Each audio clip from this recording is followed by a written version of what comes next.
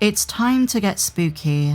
It's time for you to feel some Nightsister magic. Alrighty then, my Jedi and Sith friends, hello and welcome back to another Star Wars video. It is I coming at you once again, your friend and your favourite galactic hostess, Star Wars Meg. We are once again diving into Ahsoka Season 2. I don't know about you guys, but I just can't stop watching that first teaser, and I've not felt this level of excitement for an upcoming Star Wars project in a very long time. I'm so excited for this season. The stakes are raised, Thrawn is back in the known galaxy, the visuals look amazing, and there is so much intrigue and mystery. And today, my friends, I want to break down a couple of new reveals for the show, as well as try to explain something which has a lot of fans confused. So make sure to subscribe if you haven't, ring the bell to never miss an upload, but no more jibber jabber, let's dive straight in.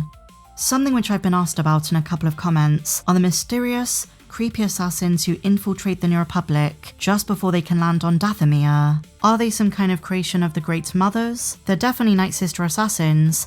I hesitate to say undead Nightsisters, because we've already seen what those look like in the Clone Wars and they're very different. But in either case, these are not organic, traditional Nightsisters. They're created for the purpose of Thrawn's army. And with this comes the question of, are they what was in the catacombs that Thrawn brought back from Peridea? While the trailer doesn't reveal anything definitive, and I think that's the point, it does provide us a few very important clues. Same with the concept art, but first of all, we have to understand why the Nightsisters are so important to Ahsoka Season 2. Think back to the end of Star Wars Rebels. Thrawn and Ezra launched into hyperspace by the Purrgil, headed towards Peridea. Based on what is said in Ahsoka Season 1, when they landed, the Grand Admiral was welcomed by a presence who he made a deal with. The Great Mothers. Ancient Nightsister witches with great powers and foresight. They were able to use their dark magic and ties to Morgan Elsbeth to help orchestrate Thrawn's escape from Peridea and back to the known galaxy. And in return, Thrawn would transport them and mysterious catacombs back to their home on Dathomir. The reason? To repopulate the deserted planet and restore it to a thriving place of life and witchcraft. You see, the Dathomiri didn't originate on Dathomir, but they were very keen to return. Their place of origin was Peridea. Thousands of years ago, the Dathomiri built a huge civilization known as the Great Witch Kingdom. The ancient Nightsisters were among the first to harness and ride the Purrgil, which they utilized to travel across intergalactic space, along a mitigation route known as the Pathway to Peridea. And when they were in the known galaxy, they established a home on Dathomir. However, for a reason that isn't known yet, at some point the Great Mothers got trapped in the second galaxy, with no way to return. Until Thrawn arrived, they had been suspended in a long state of hibernation. We don't know if there was some conflict on Peridea, maybe it was to do with the Zepho, who are referenced in carvings across the planet, or maybe the ancient Sith, the Jedi, the Ones of Mortis, or even the Power calling out to Balin. But now that they're free, and they've returned to Dathomir, they're about to unleash an army of a very dangerous iteration of Nightsisters and Night Brothers. This is what's implied in some of the recently unveiled concept art, and Captain Enoch, with some kind of sword that resembles the Blade of Talzin, is in charge of them. They all answer to Thrawn, but as a subdivision, all of the undead troopers and the Nightsisters and the Night Brothers answer to Enoch, under the influence of the Great Mothers.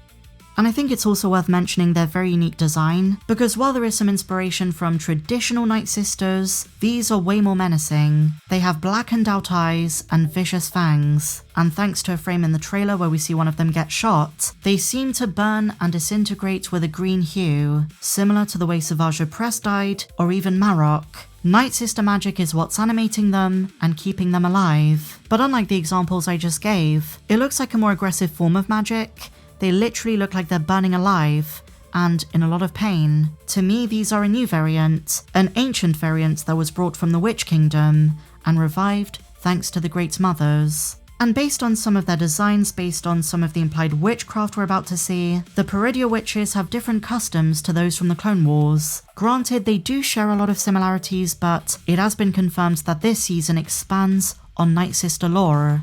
Jane Edwina Seymour, who plays one of the Grey Mothers, teased as much last Christmas. She said this: "My copious research into the Star Wars universe and Nightsister traditions enabled me to develop a fully rounded character this time, imbued with all of the dark energies and mystical powers of a high order witch. Season 2 gives us the chance to explore the Nightsisters and their true aspirations much more fully. So we're gonna learn more about their end of the bargain and their plans in more depth. Very exciting stuff."